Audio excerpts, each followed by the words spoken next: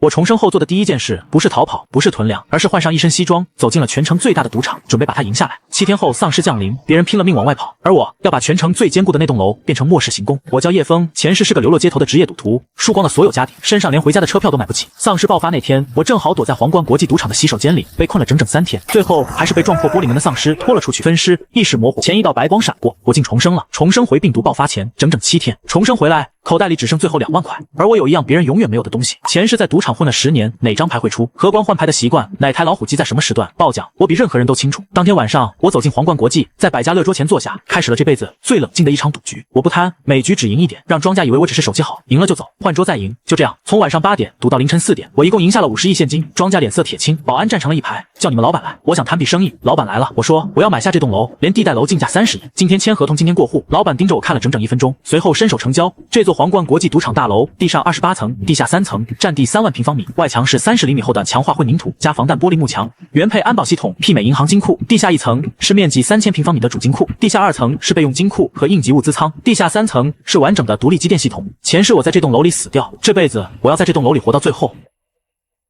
拿到钥匙的第2天，我打开了地下主金库的密码门，金库里整整齐齐码放着一排排封装现金，金清点共计10亿，全是之前赌场的流水沉淀，钱不是问题，接下来就是改造了。改造方案我早就想好了，赌场大楼已经够坚固，但末世里仅靠建筑本身不够，我要在楼外建起一圈真正攻不破的防线。当天，我联系了3家大型建筑公司，开出10倍现金工资，要求即日进场，1800名工人和200台重型机械天亮前全部到位。第一步，沿楼体外围扩建一圈独立防护墙，厚2米、高20米的钢筋混凝土，新墙从地面直接浇筑起来，将整栋楼和周边广场、停车场全部圈入其中，墙顶架设高压电网，外壁嵌入防攀爬金属棘刺，4角各建一座碉堡炮台。第2步，在防护墙外侧开挖护城河，宽6米深4米，引入市政水源，注满后接通变压器，任何东西落进去就是一道死关。地下金库同步改造，3层地下空间重新划分，主金库清空改成超低温冷库，备用金库改成干货储粮仓，合计储量可达600吨。囤货行动与施工同步推进，我把周边所有粮食仓库连夜包下，大米20万斤，面粉15万斤，食用油25000桶。120辆货车排成长队往地下仓里灌，冷库里压进去25万斤冻肉，超市零食饮料整仓买断，装满了40个集装箱。傍晚，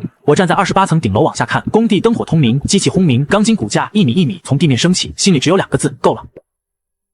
重生回来，我空手套白狼拿下一座赌场，只因3天后丧尸病毒爆发，这里将是最安全的堡垒。进入赌场第4天，我把所有精力压在3件事上：能源机器人安保军团、武装系统、先攻能源。赌场28层的楼顶面积宽阔，我花1600万铺满了350套高效光伏组件，发电量足够全楼满负荷运转。地下机电层新增20台工业柴油发电机组，配套柴油储备15000桶。楼顶4角架设60台风力发电机，3套系统互为备份。这栋楼断电的概率比太阳从西边出来还低。再说机器人安保军团，我花1亿8000万订购了180台顶级战斗安保机器人，每台配备热成像追踪芯片、高压电地模块和液压破门夹爪，全天候不间断运转，不吃饭不睡觉，不会感染，不会临阵逃跑。80台部署在防护墙内侧巡逻，60台负责楼内各层走廊通道警戒，4座碉堡炮台各放1台操控重机枪，剩余40台组成机动队，随时响应。中控室设在原赌场监控中心，这里原本就装有全楼900个高清摄像头，是全城监控密度最高的建筑。我直接接管升级，覆盖范围从楼内延伸到防护墙外5公里，一只苍蝇飞过都逃不过这张网。最后说武装花1亿，通过特殊渠道买来突击步枪300支，重机枪20挺，火箭筒40具，各类手雷6000枚，防弹衣600套，全部入库。碉堡炮台完成实弹校准，看着这些武器，我安心了不少。为了应对即将到来的末世，我精挑了一群模特服侍我。距离末世还剩2天，这座行宫该有点真正的人气了。重生这一世，我要把赌场变成末世最安全、最奢靡的堡垒。先说改造，赌场28层原本就有40间总统套房，我全部重新装修布置，每间套房配备独立储备物资、通风系统和紧急逃生舱道。22层改成综合生活区，赌场原有的米其林餐厅、室内泳池、KTV 包厢、私人影院全部保留，并加入末世应急备用功能。这里将是整个末世最好的生活空间。顶层观光台改造成武装瞭望平台，视野覆盖全城，配备军用望远镜和狙击手阵地。随后是机器人安保系统最终演练，180台铁甲战士同步激活全楼巡逻。走廊里整齐的踏步声从地下3层一直传到28层，那种震撼感让我第一次觉得自己手里握着的不是一栋楼，而是一座真正的王城。演练结束，我通过高端平台以豪华私人会所、封闭式体验官名义发出招募，月薪80万，全套顶级住宿，要求形象气质出众，3小时内报名过2000人。我精挑细选了60名美女模特，签保密协议，当天全部接入楼内。他们乘专属电梯直达20层，走出电梯门，看见灯火璀璨的生活区和玻璃幕墙外的整座城市，一个个惊得说不出话来。当晚，米其林餐厅全席开放，烛光香槟，现场钢琴，机器人安保在走廊里静静巡逻，赌场的霓虹灯在城市夜空里依然通明璀璨。这是文明世界最后一个奢靡的夜晚，我端着酒杯靠在落地窗前，外面的城市灯火万家，但我知道这一切明天就要全部熄灭。今天是末世降临的第一天，皇冠国际赌场的霓虹灯是整座城市里最后一个亮着的灯。凌晨4点，我已经坐在监控中控室的主屏幕前，900个摄像头的画面铺满整面墙，城区各处的情况一览无余。5点40分，城东方向的天际线突然亮了一下，沉闷的爆炸声透过防弹玻璃幕墙传进来，生物研究院的实验楼管道炸了，病毒开始扩散。6点，城区的第一声警报响起。8点，新闻主播双手颤抖播报，不明生化感染紧急蔓延，请市民就地隔离。9点，所有信号中断，频道全部变成雪花，摄像头里街道上的人群开始奔逃，丧尸潮从各个街口涌出，江城正在不可逆转地死去。我下令落下所有防护闸板，接通护城河电源，机器人全部切换战斗模式。半小时后，第一批丧尸抵达护城河外侧，约200只触电倒下一片，碉堡机枪炮台补刀清场。5分钟结束，60名模特挤在20层生活区，有人哭，有人抱在一起发抖。一个叫周暖的女人跑来拉着我的手，问我们能撑多久。我看着她说，撑到这个世界重新站起来。可就在这时，监控屏上第17号画面出现了异常，楼下大厅入口处10几个人正举着火把往大门方向走来，他们没有被感染，穿着整齐。为首的男人手里举着一块白板，上面写着4个大字：我知道你。我猛地站起身，死死盯着那张脸，那是前世赌场的老板，那个我用12亿从他手里买走这栋楼的男人。他手里那块白板翻转过来，背面还有一行字：我知道你重生了。他怎么知道我重生的事？监控屏里那行字刺得我眼球生疼。前世被我10亿买下大楼的林万山就站在护城河外的空地上，身后跟着10几个精壮保镖，半分没有被丧尸围攻的狼狈。我瞬间扣下中控室的武器触发键，4座碉堡的重机枪立刻瞄准他的眉心，可指尖却在最后一瞬顿住。他身后的装甲运兵车旁，丧尸竟像避瘟神般绕着走，显然车身上有特殊的驱疫药剂。前世我混迹赌场10年，竟从未发现这老东西的底细，立刻调阅地下3层的隐藏监控。果不其然，这栋楼竟有3条我未曾察觉的密道，直连城外。我当即下令封闭所有密道闸门，40台机动机器人分守各出口，热成像镜头死死锁死密道通道。又让瞭望台调出林万山的全部资料，屏幕上的信息让我脊背发凉，他竟是江城地下武装掌控者，手里握着近100人的私人军队。而他再次翻转的白板让我心头一沉，原来重生的或许不止我一个，这末世的水远比我想象的深。林万山的资料在中控屏上疯狂滚动，私人武装军火库、城外据点，甚至还有与生物研究院的隐秘往来，每一行都让我攥紧了拳头。前世我竟被他的商人外表骗得彻头彻尾，殊不知他早就在为末世布局。护城河外的丧尸越聚越多，黑压压的一片围向他的队伍。他的保镖虽手持自动武器，却也渐渐露出疲态，装甲运兵车的子弹也所剩无几。我冷笑着下令，让80台外围巡逻机器人改变路线，将西侧的丧尸潮往林万山的方向驱赶。看着监控里他的人手忙脚乱地换弹，我立刻调阅密道图纸，发现其中一条竟直通他的城外军火库，当即派10台战斗机器人携高能炸药从密道前出，准备端了他的老巢。可就在机器人即将抵达军火库时，监控里突然出现一队迷彩服人马，端着制式武器朝着林万山的人开火。末世的势力厮杀竟已提前拉开序幕，我立刻让机器人原地待命，坐收渔翁之利。迷彩服队伍的突然开火让现场乱作一团，林万山的保镖腹背受敌，瞬间倒下3人，丧尸潮则借着混乱疯狂扑上，惨叫声在监控里清晰传来。我放大镜头看清了迷彩服队伍的臂章，竟是江城军区的特战队，看来官方也早已察觉异常，提前布下了人手。林万山见状竟果断下令撤退，几名保镖掩护着他钻进装甲运兵车，朝着城外冲去，特战队则在身后紧追不舍。双方的子弹在丧尸群里炸开一道道血花，我立刻让前出的10台机器人放弃军火库，转而跟在特战队身后探查他们的据点位置，同时下令打开防护墙的一处侧门，让4台机器人出去清理战场，收集林万山队伍遗留的武器和驱疫药剂。一番清点，竟收获了5把狙击枪和20罐驱疫药剂。更意外的是，在一具保镖尸体上发现了一枚生物研究院的通行证，这让我意识到，病毒的爆发绝非意外。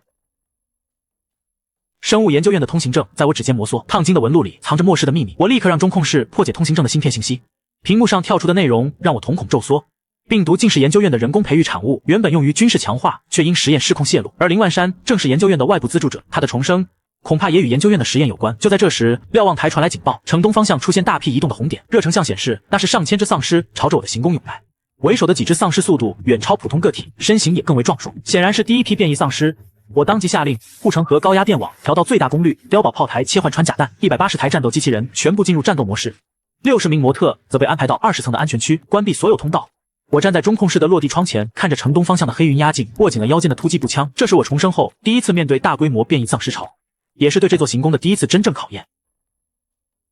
变异丧尸潮的速度快得超出想象，不过10分钟就冲到了护城河外。为首的那只巨型丧尸竟直接撞向防护墙，2米厚的钢筋混凝土竟被撞出一道裂痕。我立刻下令碉堡的重机枪集火巨型丧尸，穿甲弹打在他身上，溅起血花，却只是破开皮肉，无法伤及要害。这只变异丧尸竟有着极强的防御能力，我当即让10台机动机器人带着火箭筒从侧门冲出，瞄准巨型丧尸的头部发射，轰隆一声巨响，巨型丧尸的脑袋被炸掉半边，轰然倒地。可其余的变异丧尸却丝毫不受影响，踩着同伴的尸体往护城河里跳，高压电网将他们电得浑身抽搐，却仍有几只顽强地爬过护城河。扑向防护墙，我立刻让楼内的60台机器人冲出防御，液压加爪，直接将丧尸撕成2半。热成像追踪芯片，让丧尸无处遁形。一番激战，上千只丧尸全部被清理干净。行宫的防护墙虽有裂痕，却依旧坚固。而我也意识到，变异丧尸的出现只是末世的开始。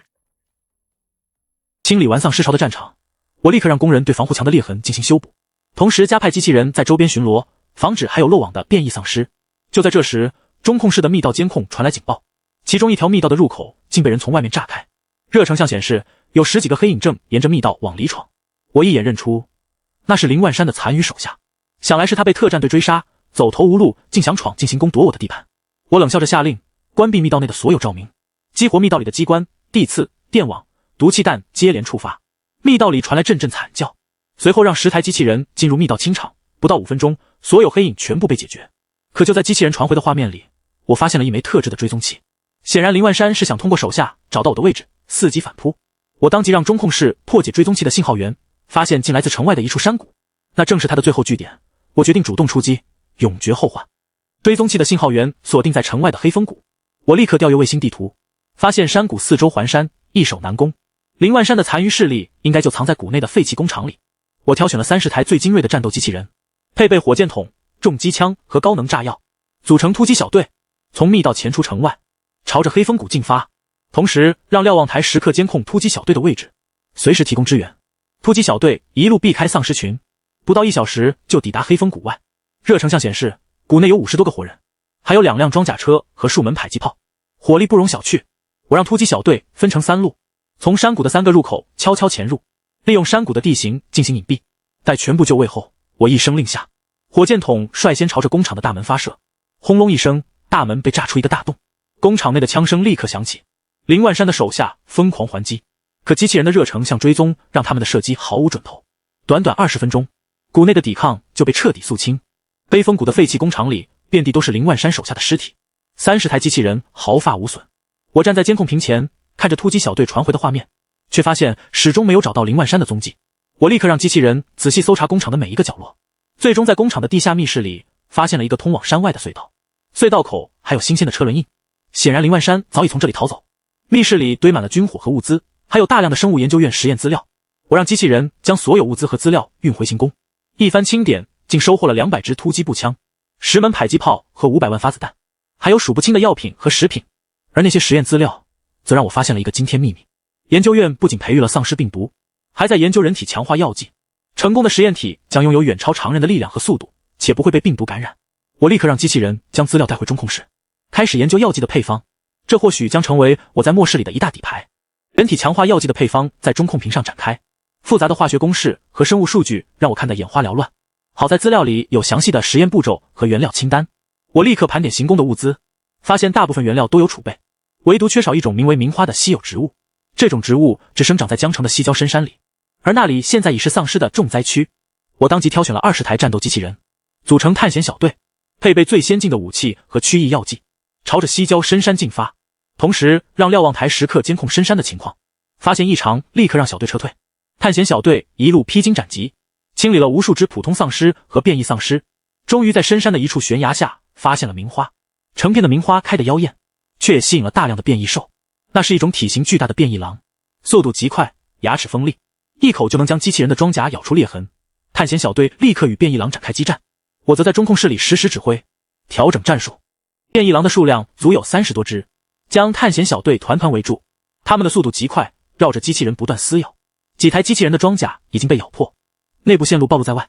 我立刻让小队改变战术，10台机器人组成防御阵型，用重机枪进行火力压制，另外10台机器人则绕到变异狼的后方，用火箭筒进行突袭。轰隆几声巨响，几只体型最大的变异狼被炸死，其余的变异狼见状竟开始撤退。我却没有让小队收手，下令乘胜追击，将所有变异狼全部消灭，防止他们后续偷袭。清理完变异狼，探险小队立刻采摘名花，共收获了200多株，足够制作数十支人体强化药剂。就在小队准备返程时，瞭望台传来警报，深山里出现了特战队的身影，他们显然也在寻找名花，看来官方也盯上了这种稀有植物。我立刻让小队改变路线，从密道悄悄返回行宫，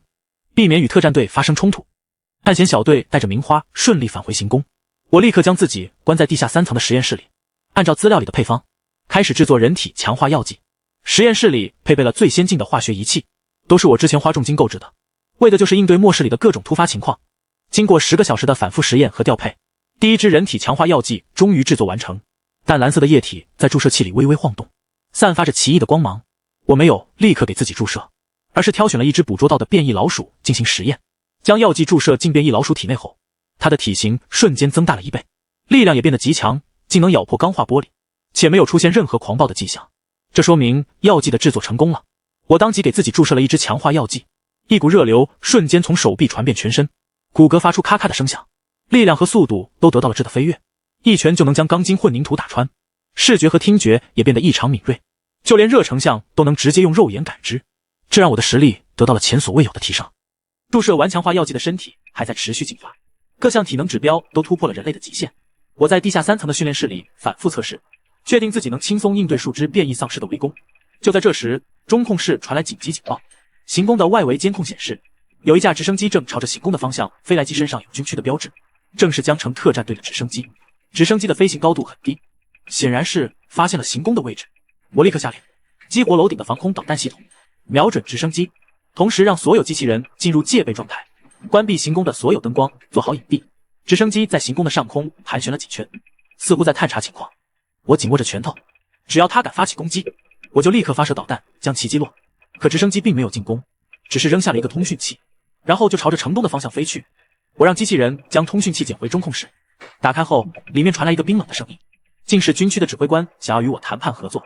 军区指挥官的谈判请求让我陷入了沉思。官方势力的实力远非林万山的私人武装可比，硬拼显然不是明智之选，可合作也必须保持警惕，防止被他们算计。我让通讯器回复，让他们派一名代表单独前来，且不能携带任何武器，否则休谈。半小时后，一名穿着少校军装的男人独自出现在护城河外，没有携带任何武器，身上也没有追踪器和窃听器，显然是有备而来。我让机器人将他带进行宫的会客室，自己则在中控室通过监控观察他的一举一动。少校开门见山说，军区在城东建立了安全区，可现在丧尸不断变异，势力越来越强，安全区的防御岌岌可危，想要与我合作，共享区域药剂和人体强化药剂的配方，而军区则会为我提供更多的物资和武器，甚至派军队协助我防守行宫。我听着他的话，心里却清楚，官方真正想要的是我这座固若金汤的行宫，以及我手里的所有底牌。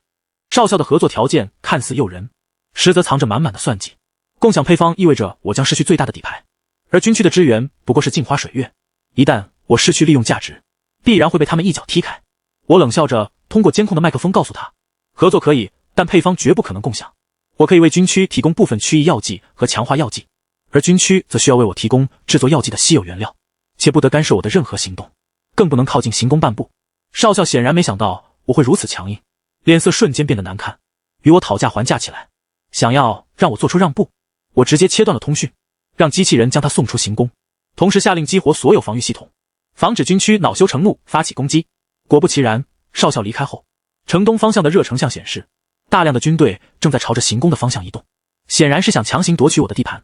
我站在中控室的落地窗前，看着城东方向的红点越来越近，嘴角勾起一抹冷笑。既然他们不识好歹，那就让他们尝尝我这座末世行宫的厉害。军区的军队朝着行宫浩浩荡荡而来，上千名士兵，数十辆坦克和装甲车，还有数架直升机，火力堪称恐怖。热成像屏幕上的红点密密麻麻，将行宫的东侧围得水泄不通。我却丝毫不慌，因为我早已在行宫的外围布下了无数的陷阱，地雷、鬼雷、炸药包，还有改装后的电磁炮，足以让他们有来无回。当军队距离行宫还有1公里时，我下令引爆第一批地雷，轰隆几声巨响，前排的坦克和装甲车瞬间被炸翻，士兵们乱作一团。紧接着直升机朝着行宫发起空袭，我立刻发射防空导弹，3架直升机瞬间被击落，其余的直升机吓得立刻拉高高度，不敢再靠近。随后，我让100台战斗机器人冲出防护墙，与士兵们展开激战。强化后的机器人配合先进的武器，在士兵群里如入无人之境，坦克和装甲车则被我的电磁炮一一摧毁。军区的指挥官显然没想到我的防御如此强悍，下令撤退，可我并没有给他们机会，下令引爆所有陷阱，将他们的退路彻底封死。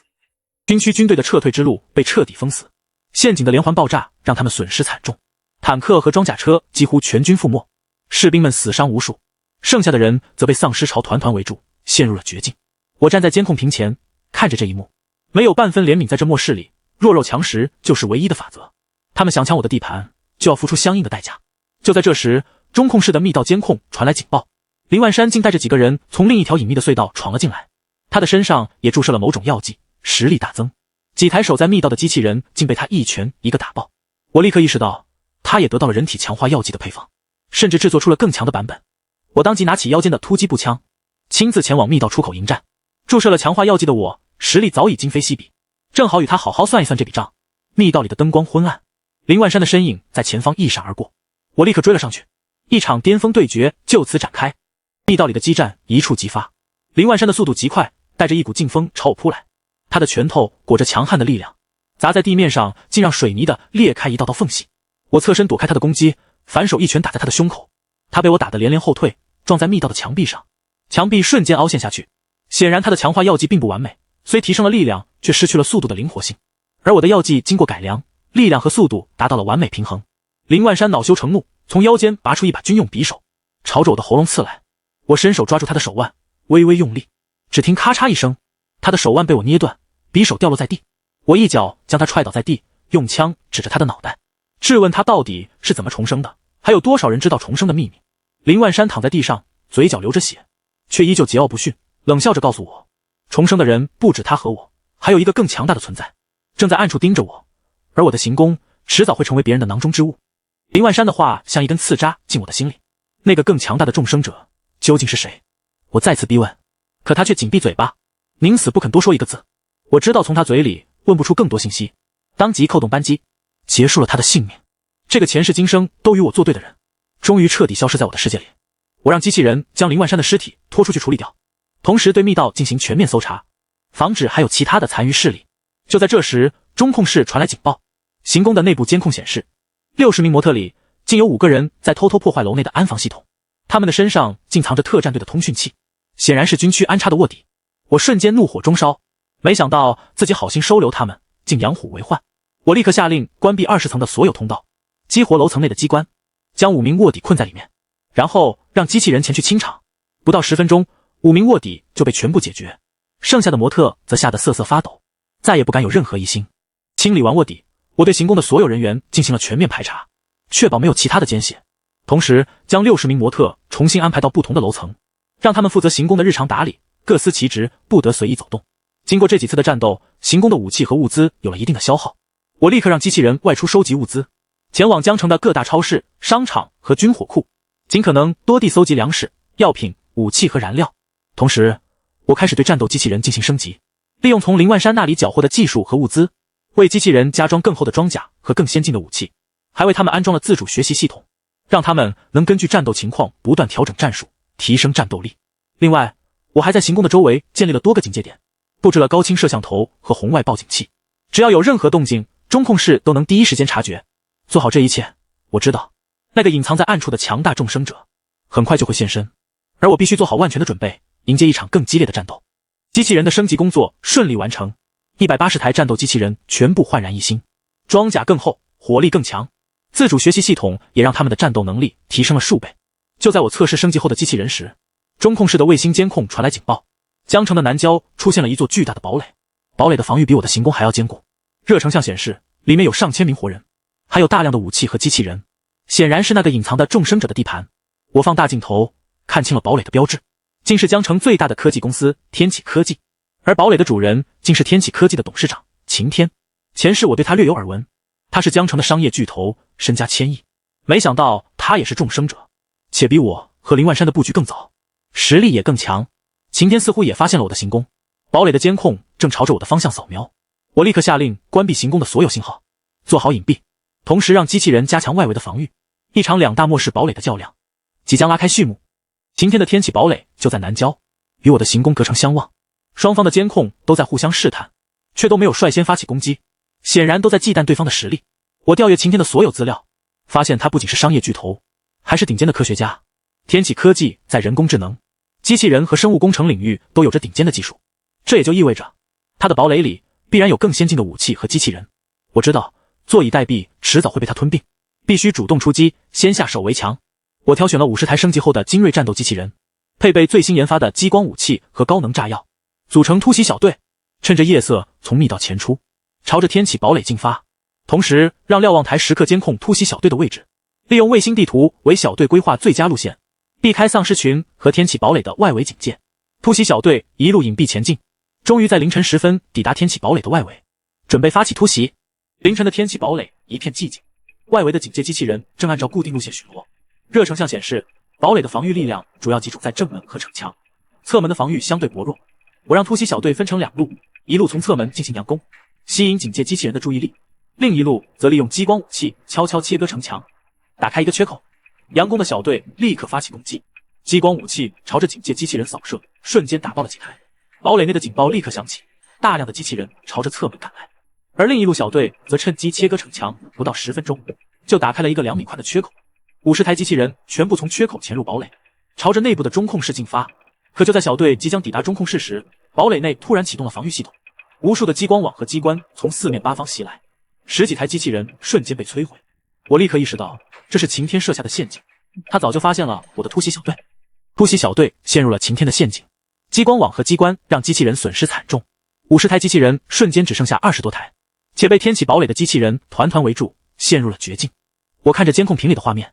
心里暗骂晴天的狡猾，同时立刻让小队改变战术，放弃进攻中控室，转而朝着堡垒的物资仓库进发，尽可能多地抢夺物资，然后撤退。小队立刻按照我的指令行动，20多台机器人组成防御阵型，用激光武器和火箭筒杀出一条血路，朝着物资仓库冲去。天启堡垒的机器人在后方紧追不舍，双方的激光武器在堡垒内不断碰撞，发出刺眼的光芒。最终，小队成功冲进物资仓库，收获了大量的稀有原料、先进的机器人零件和数支高级人体强化药剂，然后从城墙的缺口原路返回。虽然这次突袭损失了20多台机器人，但收获的物资却让我赚得盆满钵满，也让我摸清了天启堡垒的部分防御布局。突袭天启堡垒虽有损失，但收获的高级人体强化药剂让我大喜过望。这种药剂的配方比我之前的更先进，注射后能让实力得到进一步的提升。我立刻在实验室里对高级药剂进行研究和改良，结合自己的技术制作出了更完美的强化药剂。注射后，我的力量、速度、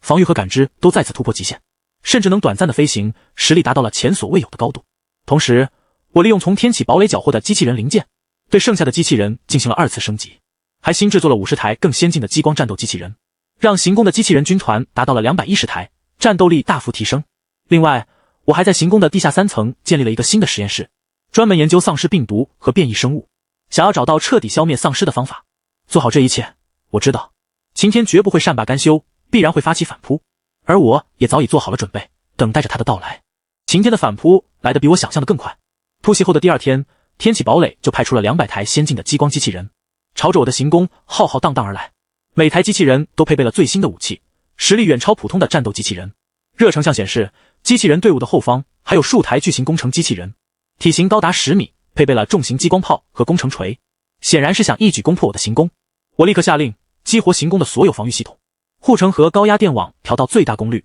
碉堡炮台切换激光炮，210台战斗机器人全部冲出防护墙，在行宫前摆开阵型，准备迎战。双方的机器人瞬间撞在一起，激光武器的光芒照亮了整个天空，爆炸声此起彼伏。巨型工程机器人则朝着防护墙发起猛烈攻击，2米厚的钢筋混凝土被工程锤砸得不断晃动，激光炮也在防护墙上打出一个个大坑。我站在中控室的落地窗前，实时指挥着战斗，不断调整机器人的战术，与晴天展开了一场机器人军团的巅峰对决。机器人军团的激战进入白热化，双方的损失都极为惨重。我的20多台激光机器人被摧毁，晴天的机器人也倒下了50多台。巨型工程机器人虽强悍，却被我的火箭筒机器人死死盯住，不断遭受攻击，行动变得迟缓。我立刻抓住战机，让50台机动机器人绕到晴天的机器人队伍后方，发起突袭。激光武器朝着他们的能源舱扫射，瞬间打爆了10几台机器人。晴天显然没想到我会使出这一招，立刻让队伍调整阵型，防御后方的攻击。可此时我的正面机器人已经发起了冲锋，激光炮和火箭筒齐发，将他的机器人队伍冲得七零八落。就在这时，天启堡垒的方向传来了新的警报，晴天竟派出了直升机编队，朝着我的行宫发起空袭。我立刻下令发射防空导弹，3架直升机瞬间被击落，其余的直升机则被我的激光机器人盯上，一一被摧毁。这场激战持续了整整3个小时，晴天的200台机器人全军覆没，而我的机器人仅损失了50多台，大获全胜。大胜晴天的机器人军团后，我立刻让机器人清理战场，收集晴天机器人的零件和武器，这些都是珍贵的物资，能用来升级我的机器人。同时，我让瞭望台时刻监控天启堡垒的动静，防止晴天再次发起反扑。可接下来的几天，天启堡垒却异常平静，没有任何动静，这让我心里充满了疑惑。擎天诀非轻易认输的人，如此平静，必然是在酝酿更大的阴谋。我立刻让机器人外出探查，发现天启堡垒的外围正在修建更坚固的防御工事，还在大量生产机器人和武器，显然是想卷土重来。同时，我还发现江城的丧尸出现了新的变异，出现了一种会飞的变异丧尸，速度极快，还能喷出腐蚀性液体，对空中目标有着极大的威胁。我立刻开始研究应对会飞变异丧尸的武器，在机器人上加装防空激光炮，还在行宫的楼顶布置了大量的防空导弹，做好万全的准备。会飞的变异丧尸越来越多，开始不断袭击江城的各个角落，就连晴天的天启堡垒也遭到了多次攻击，损失惨重。我知道，这种变异丧尸的出现，让整个末世的局势变得更加复杂，无论是我还是晴天，都面临着巨大的威胁。而此时，合作或许是唯一的选择。我主动通过卫星通讯联系晴天，提出联手对抗变异丧尸，待消灭丧尸后再一决高下。晴天显然也意识到了变异丧尸的威胁，没有犹豫就答应了我的合作请求。双方约定各自派出一半的机器人军团，在江城的中心区域汇合，联手清理变异丧尸。我挑选了100台精锐的激光机器人，组成联合小队，朝着江城中心进发。晴天也派出了100台先进的机器人，在中心区域与我的小队汇合，2支机器人军团合二为一，实力大增，朝着会飞的变异丧尸发起了猛烈的攻击。激光炮和防空导弹齐发，将一只变异丧尸击落。一场末世里的联手抗敌就此展开。2支机器人军团联手，在江城中心区域与会飞的变异丧尸展开了激战。激光炮的光芒划破天际，防空导弹不断升空，一只变异丧尸被击落，摔在地上变成一滩滩烂泥。可变异丧尸的数量实在太多，黑压压的一片遮天蔽日，且不断有新的变异丧尸从各个角落飞来，机器人军团的损失也在不断增加。我和晴天在各自的中控室里实时指挥，不断调整战术，让机器人组成防御阵型，互相掩护，同时集中火力攻击体型较大的变异丧尸首领。经过整整1天的激战，终于将江城中心区域的变异丧尸全部清理干净。机器人军团虽损失了数十台，但也取得了阶段性的胜利。就在我们准备撤退时，江城的地下突然传来阵阵轰鸣声，地面裂开一道道巨大的缝隙，一只体型巨大的地底变异丧尸从缝隙里钻了出来。他们的身体覆盖着坚硬的鳞片，刀枪不入，还能喷出高温火焰，显然是更强大的变异存在。地底变异丧尸的出现让局势瞬间失控，他们的体型高达数米，鳞片坚硬无比，激光炮打在上面也只是留下一道白痕，高温火焰更是让机器人的装甲瞬间融化，数十台机器人瞬间被摧毁。我和晴天立刻让机器人军团撤退，可地底变异丧尸却紧追不舍，不断喷出高温火焰，将机器人的退路封死。就在这时，我突然发现地底变异丧尸的头部有一块薄弱的区域，没有鳞片覆盖，那是他们的致命弱点。我立刻将这个发现告诉晴天，双方立刻调整战术，让机器人集中火力攻击地底变异丧尸的头部，激光炮和火箭筒齐发，朝着变异丧尸的头部扫射。终于，一只体型最大的变异丧尸被打爆头部，轰然倒地。其余的变异丧尸见状竟开始撤退，钻回了地底的缝隙里。我和晴天的机器人军团趁机撤退，回到各自的堡垒。这场战斗让我们都意识到，末世的变异生物远比想象的更可怕。联手对抗变异生物后，我和晴天的临时合作关系也宣告结束，双方各自返回堡垒，开始休养生息，修复受损的机器人，补充物资和武器。经过这几次的战斗，我发现行宫的防御还有一定的漏洞，尤其是针对地底变异丧尸的防御几乎为零。我立刻让工人和机器人对行宫进行全面的改造，在地下3层的四周修建厚厚的合金防御墙，防止地底变异丧尸从地下闯入。同时在行宫的地面布置了大量的震动传感器，只要地底有任何动静，中控室都能第一时间察觉。另外，我还在实验室里研究出了一种特制的穿甲激光炮，能轻易击穿地底变异丧尸的鳞片，对他们造成致命伤害。为所有的战斗机器人都加装了这种武器。同时，我还开始培育名花，建立了专门的种植基地，保证人体强化药剂的原料供应，让自己和未来可能招收的手下都能注射药剂，提升实力。行宫的改造和机器人的升级工作顺利完成，穿甲激光炮的威力也得到了验证，能轻易击穿地底变异丧尸的鳞片，这让我有了对抗地底变异生物的底气。就在这时，中控室的通讯器突然响起，竟是城东军区的安全区发来的求救信号。原来安全区遭到了地底变异丧尸和会非变异丧尸的联合攻击，防御即将崩溃，想要向我求助。我心里冷笑，当初他们想强行夺取我的行宫，如今落得这般下场，纯属咎由自取。可我转念一想，安全区里还有上千名普通百姓。若是安全区被摧毁，那些百姓都会成为丧尸的食物，且会让变异丧尸的势力进一步壮大，对我和晴天的堡垒都造成更大的威胁。最终，我决定派出50台战斗机器人前往安全区支援，却不是无偿的，要求安全区将所有的稀有原料和武器都交给我。作为交换条件，50台配备穿甲激光炮的战斗机器人朝着城东安全区进发，一路势如破竹，清理了无数只挡路的丧尸和变异生物，很快就抵达了安全区。此时的安全区早已千疮百孔，城墙被地底变异丧尸撞出一道道巨大的裂痕，会飞的变异丧尸则在天空不断袭击，士兵们死伤无数，百姓们哭天喊地，一片惨状。机器人军团立刻投入战斗，穿甲激光炮朝着地底变异丧尸的头部扫射，一只只变异丧尸被打爆，防空激光炮则将空中的变异丧尸一一击落，很快就稳住了局势。安全区的指挥官见机器人军团如此强悍，立刻按照我的要求，将所有的稀有原料和武器都交给了前来接应的机器人。经过半天的激战，机器人军团成功将围攻安全区的变异生物全部清理干净，安全区得以保全，而我则收获了大量的物资和武器，实力再次得到提升。从安全区收获大量物资后，我开始扩大行宫的规模，将防护墙外侧的广场和停车场全部纳入行宫的范围，修建了更多的仓库、实验室和训练室，还建立了一个专门的幸存者收容所，开始招收江城的普通幸存者。我制定了严格的收容规则，只有身体健康、无不良嗜好且能为行宫做出贡献的幸存者才能被收容。收容后的幸存者需要按照各自的特长分配工作，有的负责种植粮食，有的负责制作武器，有的负责打理行宫的日常事务。同时，我还为所有被收容的幸存者注射了简易版的人体强化药剂，提升他们的体质，让他们能更好地应对末世的危险。短短几天，行宫就收容了200多名幸存者，形成了一个小型的末世社区。行宫的人气越来越旺，不再是只有我和机器人的冰冷堡垒，而这也让我更加坚定了在末世里活下去，并且活得更好的决心。行宫的幸存者社区渐渐步入正轨，种植基地里的粮食长势喜人，武器制作车间里不断有新的武器被制作出来，幸存者们各司其职，一片井然有序。就在这时，晴天突然通过卫星通讯联系我，说他在天启堡垒的地下发现了生物研究院的秘密实验室，里面藏着丧尸病毒的原始毒株和彻底消灭丧尸的解药配方，可实验室里有大量的变异生物属，他独自一人无法进入，想要与我再次联手，一起进入实验室夺取毒株和解药配方。这个消息让我大喜过望，若是能得到解药配方，就能彻底消灭丧尸，让世界恢复正常，这是我重生以来的最大愿望。我没有犹豫就答应了晴天的请求，双方约定各自亲自带队，带着精锐的机器人军团前往天启堡垒的地下秘密实验室，联手夺取毒株和解药配方。我带着50台最精锐的激光战斗机器人亲自前往天启堡垒，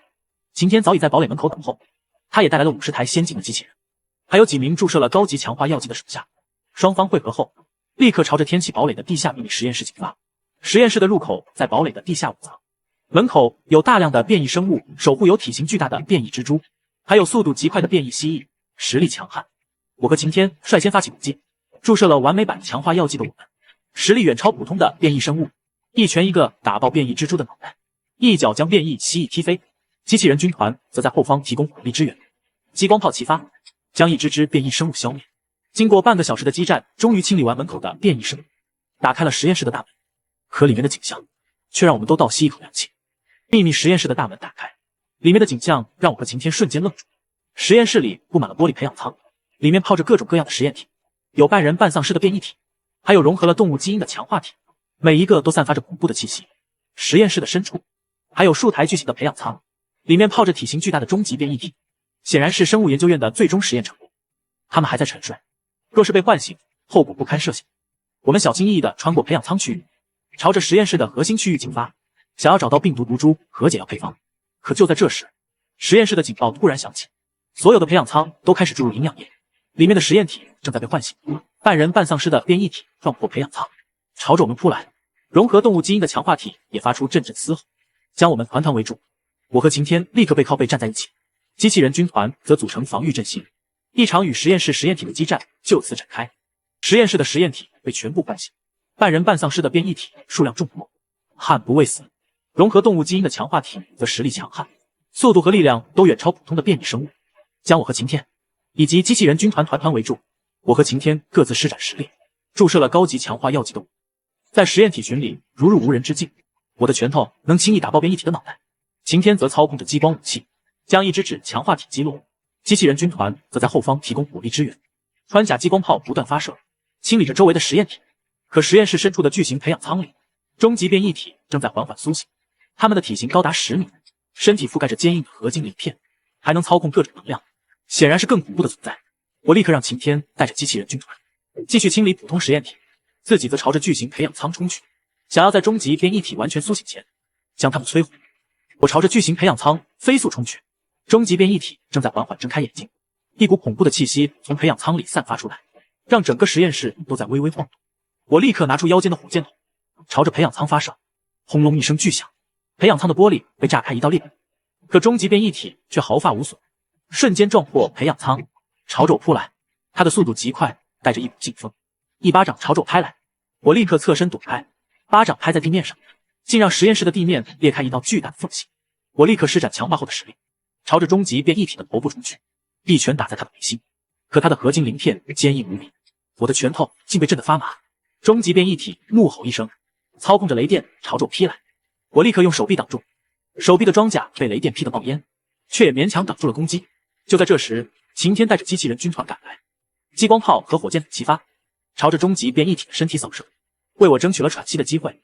晴天和机器人军团的支援让我得以喘息，我立刻调整战术，与晴天联手对抗终极变异体。我负责近身攻击，吸引他的注意力，晴天则在后方用激光武器攻击他的弱点。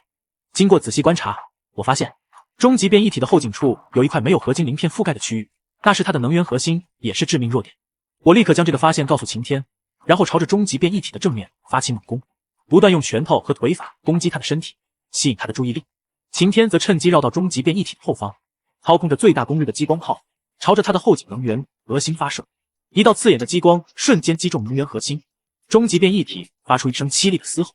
身体开始不断抽搐，最终轰然倒地，化作一滩烂。清理完终极变异体，我们立刻朝着实验室的核心区域进发，终于在一个隐秘的保险柜找到了丧尸病毒的原始毒株和彻底消灭丧尸的解药配方。拿到病毒毒株和解药配方的那一刻，我和晴天都松了一口气，这意味着我们终于有了彻底消灭丧尸，让世界恢复正常的希望。我们立刻带着毒株配方和机器人军团撤离秘密实验室。在离开前，我按下了实验室的自爆按钮，将所有的实验体和实验设备全部摧毁，防止这些恐怖的存在再次危害世界。回到天启堡垒后，我和晴天立刻开始研究解药配方，结合我们各自的技术，在实验室里反复实验和调配。经过3天3夜的不眠不休，终于制作出了第一支丧尸解药。解药是一种淡绿色的液体，能快速中和丧尸体内的病毒，让它们恢复成人类，且对人类没有任何副作用。我们立刻在一只捕捉到的普通丧尸身上进行实验，将解药注射进他的体内后，他的身体开始不断变化，原本狰狞的面孔渐渐恢复正常，最终变成了一个普通的人类。实验成功了，丧尸解药的实验成功，让我和晴天都欣喜若狂。我们立刻开始大规模制作解药，利用各自堡垒的实验室和物资，夜以继日的生产，短短几天就制作出了上万支解药。接下来就是开始在江城投放解药，消灭所有的丧尸。我和晴天制定了详细的投放计划，将江城分成多个区域，各自派出机器人军团，带着解药前往各个区域对丧尸进行注射。同时，我们还在江城的各个角落布置了扩音设备，不断播放着解药的作用，让幸存的人类不要惊慌，配合我们的行动。机器人军团带着解药在江城的各个区域展开行动，激光炮将丧尸逼到一起，然后对他们注射解药。一只只丧尸在注射解药后渐渐恢复成人类。江城的街道上到处都是恢复正常的人们，他们相拥而泣，感受着重获新生的喜悦。解药的投放工作顺利进行，江城的丧尸数量在不断减少，越来越多的丧尸恢复成人类。幸存的人们也纷纷走出隐藏的地方，加入到清理城市的队伍中。可就在这时，意外发生了，部分变异丧尸的体内产生了抗体，解药对他们没有任何作用。这些变异丧尸变得更加狂暴，开始疯狂攻击恢复正常的人类和机器人军团。我和晴天立刻赶到现场，发现这些产生抗体的变异丧尸都是之前的高阶变异体，他们的实力比之前更加强悍，且数量还在不断增加。我们立刻调整战术，让机器人军团带着解药继续投放，清理普通丧尸。我和晴天则亲自带队，带着精锐的机器人军团，专门清理产生抗体的高阶变异丧尸。一场新的战斗再次打响，而这一次，我们的目标是彻底消灭这些顽固的变异丧尸，让江城真正恢复平静。我和晴天带着精锐的机器人军团，在江城的各个区域与产生抗体的高阶变异丧尸展开了激战。这些变异丧尸实力强悍，刀枪不入，还能操控各种能量，给我们带来了极大的麻烦。但我和晴天的实力也早已今非昔比，注射了完美版高级强化药剂的我们，能轻易与高阶变异丧尸抗衡。再加上配备了穿甲激光炮和高能炸药的机器人军团，我们的战斗力远超这些变异丧尸。我们一路势如破竹，从江城的东城区打到西城区，从南城区打到北城区，一支支高阶变异丧尸被我们消灭，江城的局势渐渐稳定下来。经过整整1周的激战，终于将江城所有产生抗体的高阶变异丧尸全部清理干净。此时的江城再也没有一只丧尸，所有的人类都恢复了正常。街道上开始渐渐恢复往日的生机，店铺重新开张，孩子们的笑声再次响起。这座被末世笼罩的城市终于迎来了新生，江城恢复了往日的生机，街道上车水马龙，店铺里人来人往，幸存的人们都在努力重建自己的家园，